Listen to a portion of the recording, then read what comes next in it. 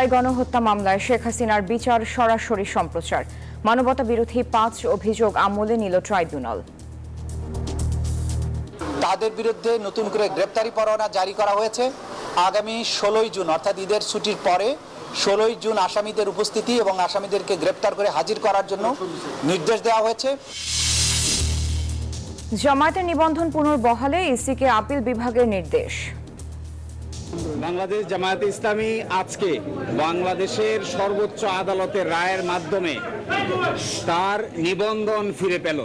জামাতের নিবন্ধন এবং আপনার প্রতীকের ব্যাপারে মাননীয় আদালতের কোনো অবজারভেশন আমরা পাইনি। অবজারভেশন পাওয়ার পরে এ বিষয়ে আইনগতভাবে যেটা প্রযোজ্য সেই অনুযায়ী ব্যবস্থা নেওয়া হবে। সংক্ষিপ্ত আদেশ নির্বাচন কমিশনে। অর্থনৈতিক স্থিতিশীলতাকে প্রাধান্য দিয়ে সরকারের প্রথম বাজেট ঘোষণাকাল। সংকোচনমূলক নীতিকে ইতিবাচক বলছেন অর্থনীতিবিদরা। কাল ঐকমত্য কমিশনের সাথে দলগুলোর দ্বিতীয় ধাপের সংলাপ উদ্বোধন। দেশের স্বার্থে ডিসেম্বরে ভোট চায় বিএনপি।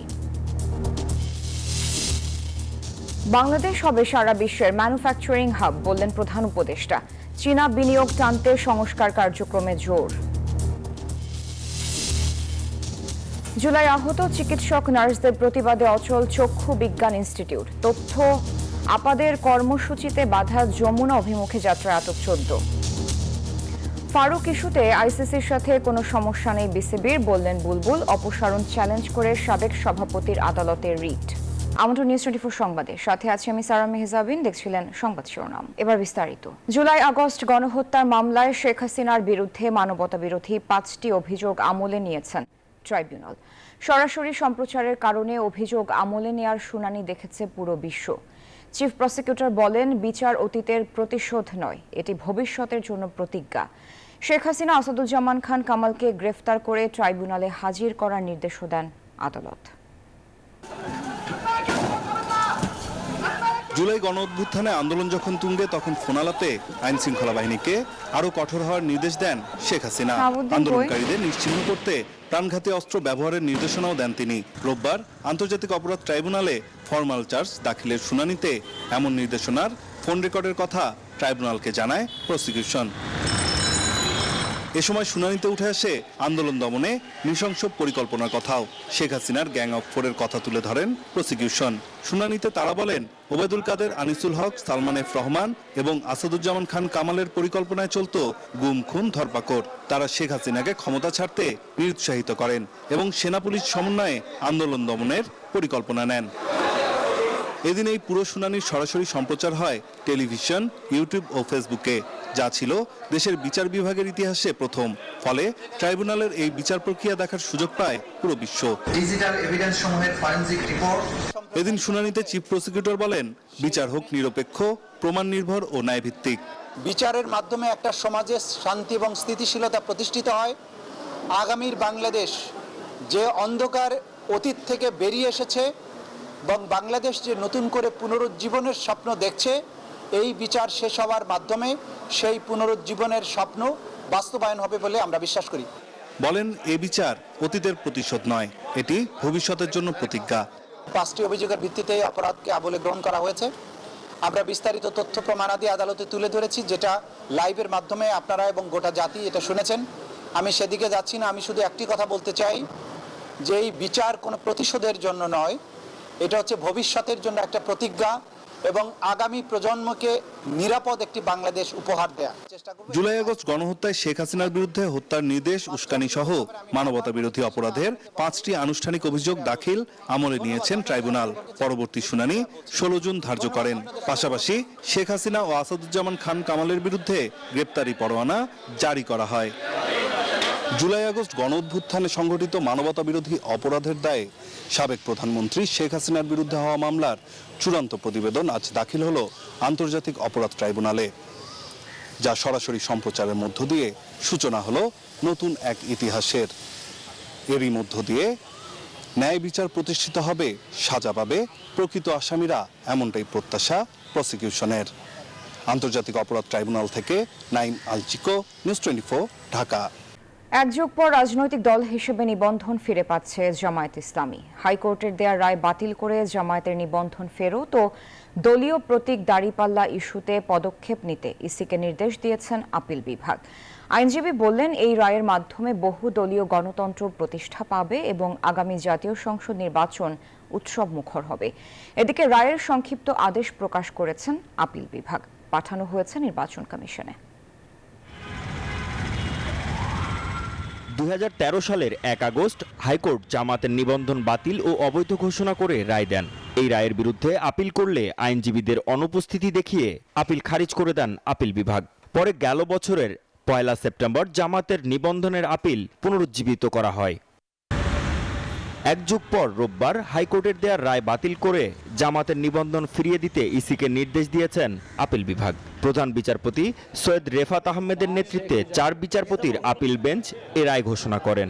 রায়ে সন্তুষ্ট ও উজ্জীবিত জামায়াত।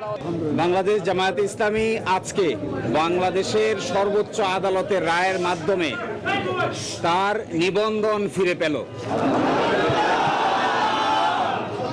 পলিটিক্যালি মোটিভেটেড পিআইএল বা রাজনৈতিক উদ্দেশ্যে দায়েরকৃত মামলার মাধ্যমে জামায়াতের নিবন্ধন কেড়ে নেওয়া হয়েছিল। এর মধ্যে দিয়ে রাজনৈতিক দল হিসেবে আইনি বাধা কাটল জামায়াতে ইসলামের। সর্বোচ্চ আদালতের রায়ে বলেন, দলীয় প্রতীক দাঁড়িপাল্লার বিষয়ে সিদ্ধান্ত নেবে ইসি। আগামীকালকের মধ্যেই মামলার সংক্ষিপ্ত আদেশ আমরা হাতে পাবো। এই সংক্ষিপ্ত আদেশ আমরা ইলেকশন কমিশনের কাছে অ্যাপ্রোচ করব। বাকিটা ইলেকশন কমিশন আইন অনুযায়ী অতি দ্রুত জামাতের নিবন্ধন এবং জামাতের প্রতীক বুঝিয়ে দিবেন, এটা আমরা প্রত্যাশা করি। পরে নির্বাচন কমিশনে সাংবাদিকদের প্রশ্নের জবাবে ইসি সচিব জানান, আদালতের রায়ের কপি পেলে নিবন্ধন ও প্রতীকের বিষয়ে সিদ্ধান্ত নেবে কমিশন। জামাতের নিবন্ধন এবং আপনার প্রতীকের ব্যাপারে মাননীয় আদালতের কোনো অবজারভেশন আমরা পাইনি। অবজারভেশন পাওয়ার পরে এ বিষয়ে আইনগতভাবে যেটা প্রযোজ্য সেই অনুযায়ী ব্যবস্থা নেওয়া হবে। বর্তমানে নির্বাচন কমিশনের প্রতীকের তালিকায় দাঁড়িপাল্লা প্রতীক নেই, যে কারণে নির্বাচন কমিশনকে বিধিমালায় সংশোধন এনে সেটি আইন মন্ত্রণালয়ে ভেটিং করে পরে গেজেট আকারে প্রকাশ করতে হবে। মাহমুদ হাসান, নিউজ 24, ঢাকা। প্রবৃদ্ধির উচ্চাভিলাষী মোহের আওয়ামী দর্শন থেকে বেরিয়ে অর্থনৈতিক স্থিতিশীলতার পথে হাঁটছে অন্তর্বর্তী সরকার, যার প্রতিফলন দেখা যাবে আসছে জাতীয় বাজেটে। সোমবার 2025-26 অর্থ বছরের বাজেট ঘোষণা করবেন অর্থ উপদেষ্টা ডক্টর সালেউদ্দিন আহমেদ। বাজেটের সংকোচনমূলক নীতিকে ইতিবাচকভাবে দেখছেন অর্থনীতিবিদরা। হোসাইন শাহাদাত জানাচ্ছেন বিস্তারিত। স্বাভাবিক সময়ের মতো জাতীয় সংসদে বসছে না বাজেট অধিবেশন। টেলিভিশনে বাজেট বক্তৃতা দিবেন অর্থ উপদেষ্টা, জানাবেন আগামী 1 বছরে তার সরকারের আয় ব্যয়ের পরিকল্পনা। এবারের বাজেট ব্যতিক্রম তার আকারেও। দেশের ইতিহাসে প্রথমবারের মতো কমছে বাজেটের আকার, গতবারের চেয়ে 7,000 কোটি টাকা কম। অর্থ উপদেষ্টার দাবি, আগামী বাজেট হবে বাস্তবমুখী, সেই সাথে বাস্তবায়নযোগ্য। কিন্তু তার সাথে কতটা একমত অর্থনীতিবিদরা? একটা অবাস্তব পরিকল্পনার সাথে তুলনা করে যদি আপনি একটু কমিয়ে আরেকটা অবাস্তব পরিকল্পনা দেন, বাস্তবায়নের ক্ষেত্রে এটা তার কোনো রকম ডিফারেন্স হওয়ার সম্ভাবনা নাই। এই গভর্নমেন্ট বেশি মনোযোগ দিবে স্টেবিলিটির দিকে, মুদ্রাস্ফীতি কমানোর দিকে, আওয়ামী লীগের ত্রুটিগুলো যাতে পুনরাবৃত্তি না হয় সেটার দিকে। অর্থনৈতিক স্থিতিশীলতা আনার এই পরিকল্পনায় উন্নয়ন খরচে লাগাম টানছেন অর্থ উপদেষ্টা। 35,000 কোটি টাকা কমিয়ে উন্নয়ন ব্যয় ধরা হয়েছে 2,30,000 কোটি। চলমান অর্থনৈতিক সংকটগুলোকে কিভাবে মোকাবেলা করা যায় বাজেটারি পদ্ধতিতে, সেটা করতে যেয়ে যদি মনে করেন যে অর্থনীতির আকারটা কিছু ছোটও হয়ে যায়, সেটাও আমাদেরকে এখন মেনে নিতে হবে। কিন্তু এটা করতে গিয়ে একটা বিপদ হতে পারে, সেটা হলো যে গ্রোথ, আনএমপ্লয়মেন্ট, পভার্টি, এই ইস্যুগুলো লেস অ্যাড্রেসড হতে পারে। বাজেটের আকার কমলেও এবার বাড়ছে রাজস্ব আয়ের লক্ষ্যমাত্রা। এনবিআরকে দেয়া হয়েছে 5,18,000 কোটি টাকা আদায়ের ভার, আর ঘাটতি থাকছে 2,26,000 কোটি। ঘাটতি মেটাতে আবারও ব্যাংকমুখী সরকার। 1,04,000 কোটি টাকা ব্যাংকিং ব্যবস্থা থেকে নেয়ার পরিকল্পনা করা হচ্ছে বাজেটে। ব্যাংকের উপর সরকারের অতি নির্ভরতা দুশ্চিন্তায় ফেলেছে ব্যবসায়ীদের। এমনি মুদ্রা সাপ্লাই কম, তারপরে যদি সরকার বেশি টাকা নিয়ে যায় তাহলে বেসরকারি খাতের জন্য টাকাটা কোথায়? অতএব সুদরা আরো বাড়বে। তার মানে সরকারের কিন্তু বরোয়িং কস্ট কিন্তু বাড়ছে, সরকারের সেই পলিসি স্পেসে কিন্তু খানিকটা কমে যাচ্ছে, যেহেতু তাকে তার লোনের উপর এখন অতিরিক্ত সুদ দিতে হচ্ছে আর কি। তবে আসছে বাজেটে প্রত্যাশা অনুযায়ী থাকছে না অর্থনীতির সাথে সম্পর্কিত টাস্কফোর্স ও কমিটিগুলোর সুপারিশের প্রতিফলন। দীর্ঘদিন পর রাজনৈতিক প্রভাবমুক্ত হয়ে বাজেট দিচ্ছে সরকার, কমেছে বাজেটের আকার, উন্নয়ন বরাদ্দেও সংযত সরকার। তবে অতি সংকোচনে যাতে প্রবৃদ্ধির গতি থমকে না যায়, বাধাগ্রস্ত না হয় কর্মসংস্থান, সেদিকে লক্ষ্য রাখার পরামর্শ বিশ্লেষকদের। হোসাইন শাহাদাত, নিউজ 24, ঢাকা। শুধু বিএনপি নয়, নির্বাচন চায় সবাই। কারা চায় না সেই প্রশ্ন রেখেছেন বিএনপি নেতা ডক্টর খন্দকার মোশাররফ হোসেন। এদিকে ডাক্তার এজেডএম জাহিদ হোসেন বলেছেন, ডিসেম্বরের মধ্যে নির্বাচন না হলে জাতি আশাহত হবে। আর হাফিজ উদ্দিন আহমেদ মনে করেন, দেশের স্বার্থে ডিসেম্বরের মধ্যে ভোট হতে হবে। রোববার জাতীয় প্রেস ক্লাবে দুটি আলোচনা সভায় এসব কথা বলেন বিএনপির স্থায়ী কমিটির এই 3 সদস্য।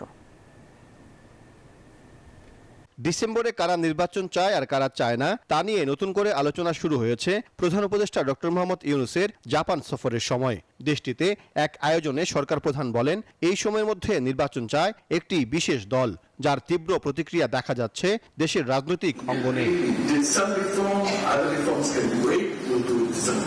জাতীয় প্রেস ক্লাবে সম্মিলিত পেশাজীবী পরিষদের আলোচনা সভাতেও উঠে এসেছে বিষয়টি। বিএনপির স্থায়ী কমিটির সদস্য খন্দকার মোশাররফ হোসেন বলেন, প্রধান উপদেষ্টার বক্তব্য সঠিক নয়। দেশের বেশিরভাগ দলই ডিসেম্বরে নির্বাচন চায়। জাতীয় পত্রপত্রিকায় লেখা হয়েছে 52টি দল একত্রিত হয়ে নির্বাচন ডিসেম্বরে চায়, এবং সেই দলগুলোর নাম, নেতাদের নাম তাদের বক্তব্য পত্রিকায় প্রকাশ হয়েছে। এখন যদি প্রশ্ন উঠে যে আপনার উপরে যেখানে আমাদের এত বড় বিশ্বাস, আপনি কেন দেশের জনগণকে বা বিদেশের নাগরিকদের আপনারা কেন ভুল পথে পরিচালিত করবেন, কেনই বা আমাদের মধ্যে একটা বিভ্রান্তি সৃষ্টি করবেন?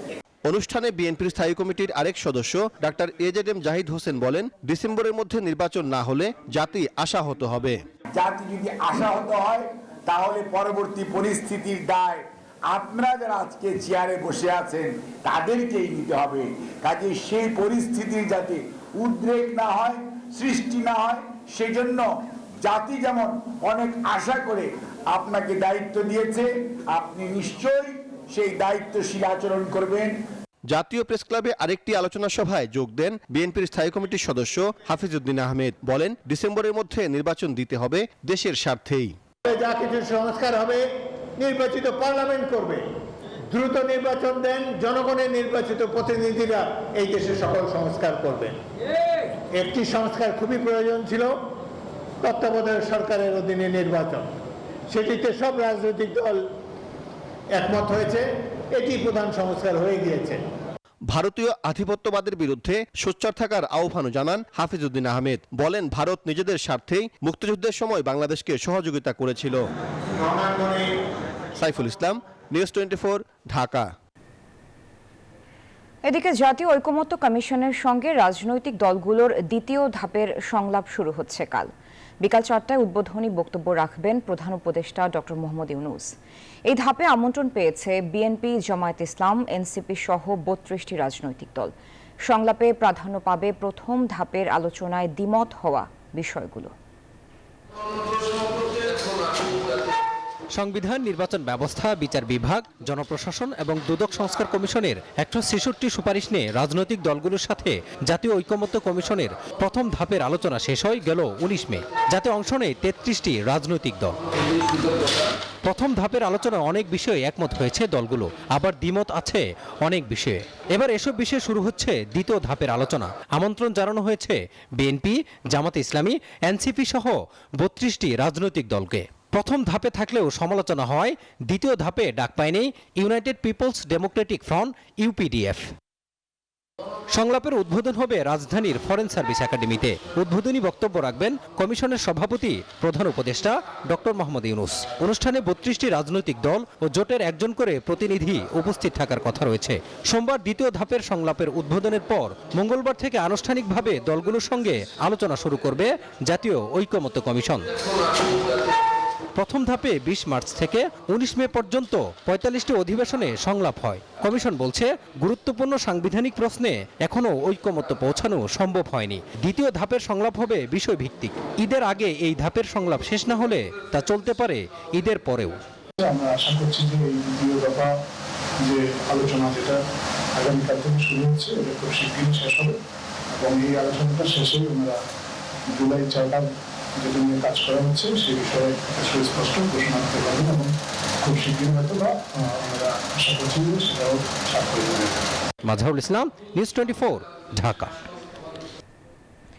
বিদেশি বিনিয়োগের জন্য বাংলাদেশ এখন গুরুত্বপূর্ণ স্থান বলে মন্তব্য করেছেন প্রধান উপদেষ্টা ডক্টর মোহাম্মদ ইউনূস। জানান, দায়িত্ব নেওয়ার পর থেকে বিদেশি বিনিয়োগকে টানতে নানা ধরনের সংস্কার কার্যক্রম হাতে নেওয়া হয়েছে। বিডা আয়োজিত চীন বাংলাদেশ বিনিয়োগ ও বাণিজ্য সম্মেলনে এসব কথা বলেন তিনি। চীনা বিনিয়োগ উৎসাহিত করতে রোববার রাজধানীর আগারগাঁওয়ে অনুষ্ঠিত হয় চীন বাংলাদেশ বাণিজ্য সম্মেলন। এতে যোগ দিতে 200 জনেরও বেশি ব্যবসায়ী নিয়ে ঢাকা আসেন চীনের বাণিজ্যমন্ত্রী ওয়াং ওয়েনভাও। এ সফর বাংলাদেশে চীনা বিনিয়োগের নতুন সম্ভাবনার উন্মোচন করবে বলে মনে করছেন প্রধান উপদেষ্টা ডক্টর মোহাম্মদ ইউনূস। ডক্টর ইউনূস বলেন, বাংলাদেশে পাট শিল্পের পুনরুজ্জীবনের চেষ্টা চলছে। এ কাজে চীনা সহযোগিতা চান তিনি। We see a future in jute because jute remain a fabric, a fiber just for making sacks. It's a natural fiber in the world which we have failed to respect when we are talking about environment, when we are talking about protecting the planet. So together we can make a wonderful start of jute to give its right place in our economic programs. অধ্যাপক ইউনূস বলেন, বাংলাদেশে তৈরি পোশাক, কৃষি, ঔষধ থেকে শুরু করে একাধিক ক্ষেত্রে বিনিয়োগের সুযোগ আছে, যেটিকে কাজে লাগাতে পারে চীনা ব্যবসায়ীরা। This year Bangladesh and China marked 50th year of their enduring friendship. This gathering marks a significant milestone in our relationship and growing economic partnership. We have to build a future which can touch the sky. That is the potential we have together. প্রধান উপদেষ্টা সম্প্রতি চীন সফরের সময় দেশটির president Xi জিনপিংকে বাংলাদেশে বিনিয়োগের ব্যাপারে যে অনুরোধ জানিয়েছিলেন তাতে সাড়া দেওয়ায় ধন্যবাদ জানান ডক্টর মোহাম্মদ ইউনূস। বলেন, ব্যবসায়ীদের এই সফরের মাধ্যমে বাংলাদেশের চীনের দীর্ঘ 50 বছরের সম্পর্ককে আরও এগিয়ে নিয়ে যাবে। Half the population of Bangladesh, as you mentioned. Abdullah Mamun, news 24। এবার সাবধান কোরবানির হাট আপডেট। কয়েকদিন বাদে পবিত্র ঈদুল আজহা।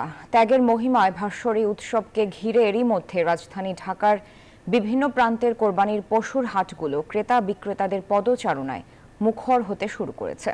তবে এখনো পুরোপুরি শুরু হয়নি পশু বেচাকেনা। দাম নিয়েও রয়েছে ক্রেতা বিক্রেতাদের মিশ্র প্রতিক্রিয়া।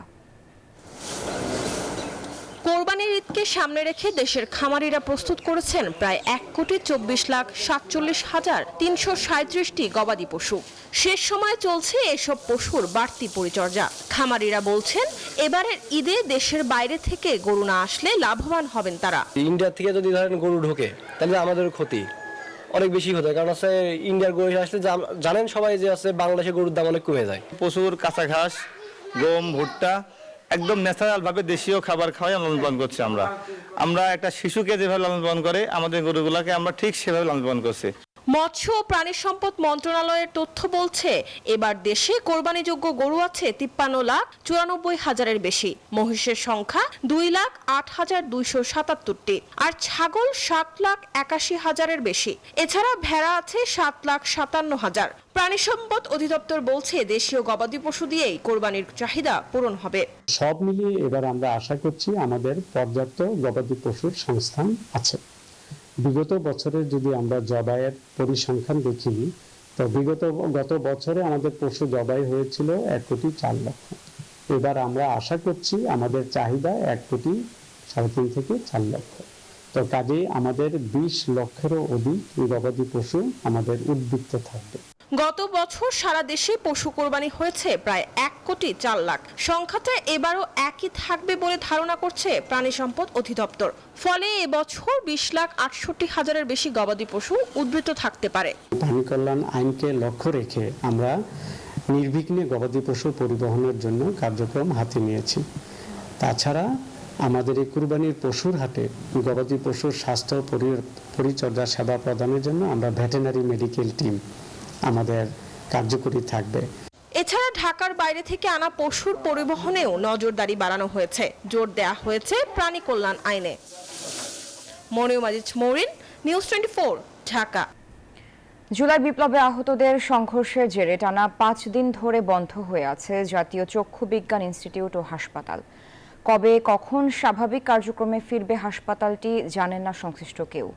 ফলে চরম ভোগান্তিতে পড়েছেন দূর দূরান্ত থেকে আসা সাধারণ রোগীরা। তাদের দাবি চিকিৎসার মতো মৌলিক অধিকার জিম্মি করে নয়, আলোচনার মাধ্যমে দ্রুত সংকট সমাধান করা হোক, দ্রুত খুলে দেয়া হোক জাতীয় চক্ষু বিজ্ঞান হাসপাতাল। যেখানে শত শত রোগী, স্বজন আর নার্স চিকিৎসকদের আনাগোনায় সরব থাকতো পুরো চক্ষু বিজ্ঞান ইনস্টিটিউট, সেখানে যেন এক ভুতুড়ে অবস্থা। রোববার দুপুর 12টার দিকে দেখা যায় কোনো ধরনের তৎপরতাই নেই চক্ষু চিকিৎসায় সাধারণ রোগীদের আস্থার এই হাসপাতালে। আছে কেবল আনসার, পুলিশ আর গোয়েন্দা সংস্থার সদস্যরা। হাসপাতাল বন্ধ, এখন ডাক্তার নাই, নার্স কোনো কিছু নাই। এখন পুলিশ বাহিনী, আমরা আনসার সদস্য, এরাই নিতান্ত যে রোগীদের বেশি সমস্যা যাইতে পারে নাই, ওই দু একটা আছে। বন্ধ থাকায় বেশিরভাগ ভর্তি রোগী হাসপাতাল ছেড়েছেন বিনা চিকিৎসায়। মুন্সিগঞ্জ থেকে আসছি, ওনাদের নাকি কি আন্দোলন হচ্ছে, আন্দোলনের কারণে হাসপাতাল বন্ধ। এখন ডাক্তার নেই, দেখবে না, কি আর করার, আরো সাফারিং এ পড়লাম। অন্যদিকে হাসপাতালের ভেতরে 4র্থ তলায় চিকিৎসা নিচ্ছেন জুলাই আন্দোলনের আহতরা। তারাও অভিযোগ করছেন সরকার অথবা ছাত্র আন্দোলনের সিনিয়র নেতারা তাদের খোঁজ খবর নিচ্ছেন না। আমরা মনে করি সবকিছুতে আন্দোলনে হয় না, আর সবকিছুতে হামলাতে হয় না। যারাই উপরে লেভেলের আছে তাদের গ্যাফালিতে অবশ্যই আমাদের মাথা বিক্রি করে দেখাচ্ছে। বৈষম্য বিরোধী ছাত্র আন্দোলনের নেতৃবৃন্দ তাদের দাবির প্রতি একাত্মতা পোষণ করে বলেন, আন্দোলনের এই আহতদের ত্যাগের উপরই স্বৈরাচারের পতন হয়েছে। সরকার চাকরি পায়, সরকারের সাথে ওরা এভাবে কাজ করতে পারে, সেটাও আমরা চাইতেছি। আর হাসপাতাল যে এখন বন্ধ, এখানে জনগণের চিকিৎসার অসুবিধা হইতেছে, সেটা নিয়ে আমরা অলরেডি মিনিস্ট্রিতে আমাদের যিনি সিও স্যার আছেন, উনিও একটা মিটিং করেছেন। হাসপাতালে আহত রোগীরা বলছেন যত দ্রুত সম্ভব আলোচনা করে সমস্যার সমাধান করা হোক। আমার তো জটিল অবস্থা, কারণ আমি পারতেছি না বাসায় যাওয়ার জন্য, এখানে থেকে আমি কিছু করতে পারতেছি না, কিন্তু আসলে করুণ ভোগান্তির মধ্যে আছি। মানে যখন চোখে ব্যথা হয়, মনে হয় যে চোখ আমি নিজে টেনে তোলা হলাম। 70-80 জনের মতো রোগী ছিল, তো যাইতে যাইতে কেউ যায় কেউ আসে। ভর্তি হয়েছে 19 তারিখ, কিন্তু আজ পর্যন্ত এই পর্যন্ত কেন চিকিৎসা পাচ্ছি না। নিশ্চিত করা হোক সাধারণ রোগীদের চিকিৎসা সেবা। মাসুদা লাবনী, নিউজ 24, ঢাকা। তথ্য আপা প্রকল্পের কর্মীদের যমুনা অভিমুখে যাত্রায় বাধা দিয়েছে পুলিশ। আটক অন্তত 14 জন, 2 জন অসুস্থ হয়ে পড়েছেন। মিছিল নিয়ে যেতে না পারলেও প্রধান উপদেষ্টার কার্যালয়ে গিয়ে লিখিত আকারে দাবিমালা দিয়ে এসেছেন আন্দোলনরতরা। ফারুক আহমেদ ইস্যুতে আইসিসির সঙ্গে বিসিবির কোনো সমস্যা নেই জানালেন বিসিবির নতুন সভাপতি আমিনুল ইসলাম বুলবুল। রোববার জাতীয় ক্রীড়া পরিষদে যুব ক্রীড়া উপদেষ্টা আসিফ মাহমুদ সজীব ভুঁইয়ার সঙ্গে দেখা করেন তিনি। পরে সাংবাদিকদের সামনে বলেন, দেশের আনাচে কানাচে ক্রিকেট পৌঁছে দেয়াই মূল লক্ষ্য। এই মুহূর্তে প্রধান লক্ষ্য হচ্ছে ক্রিকেটকে ডিসেন্ট্রালাইজ করার জন্য। গ্রামের একটা ছেলে সে যেন ভালো খেলে উপজেলায় আসতে পারে, উপজেলার ছেলেটা যেন জেলায় আসতে পারে এবং জেলার থেকে বিভাগে এবং ন্যাশনাল লেভেলে আসতে পারে, সেই পাথওয়েটা ক্লিয়ার করছি। এবং আপনি জেনে খুশি হবেন যে আমরা স্কুল ক্রিকেটকে নতুনভাবে সাজাবো এবং সবথেকে বড় যেটা হচ্ছে তখন অটোমেটিক্যালি জাতীয় দলের পারফরমেন্সও বেটার হবে। এই ছিল সংবাদে। এতক্ষণ সাথে থাকার জন্য ধন্যবাদ সবাইকে।